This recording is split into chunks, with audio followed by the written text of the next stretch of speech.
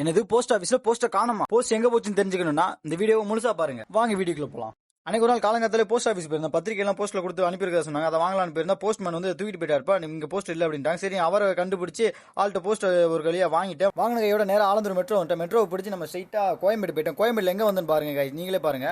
நீ பொட்டு வச்ச தங்க கொடம் ஊருக்கு நீ மகுடம்.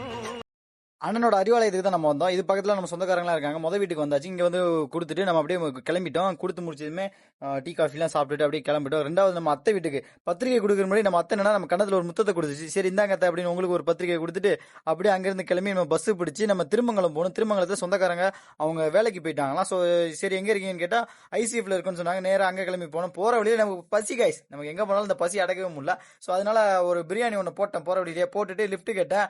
அவன் தலைவன் ஒருத்தன் லிஃப்ட் கொடுத்தான். அதை ஏறி அங்க இருந்து இன்னொருத்தன் லிஃப்ட் கொடுத்தான். அவன்கிட்ட ஏறி அப்படியே நம்ம வந்து சேர்ந்தாச்சு.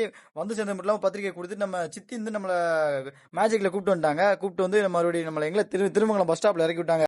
மெட்ரோல இருந்து நம்ம நேரா தண்டையார்பேட்டை ஐஓசி போறோம். ஐஓசிக்கு போறதுக்காக தண்டையார்பேட்டில் இறங்க நம்ம காலேஜ் பஸ் வந்துச்சு. சரி நல்லதா போச்சுன்னு காலேஜ் பஸ்ல ஏறி ஐஓசி போய்கிட்டு இருந்தா நான் ஐஓசி போலடா எண்ணூர் போறேன்னு சொல்லிட்டாரு. சரி பாதி வழியில இறங்கி பீச் ஒரு வியூ பார்த்துட்டு அப்படியே நேரா நம்ம ஐஓசி போயிட்டு பத்திரிகைலாம் கொடுத்து ரிட்டன் பீச் ஸ்டேஷன்ல ஒரு கேழ்வரகு புட்டு எல்லாமே சாப்பிட்டேன். நல்லா இருந்துச்சு. வீடியோ பாக்குற நீங்க எல்லாம் இந்த மாதிரி ஃபுட் சாப்பிட்டு இருந்தீங்கன்னா நம்ம கமெண்ட் செக்ஷன்ல ஒரு ஹார்ட் ஒன்று தட்டி விடுங்க. Bye bye.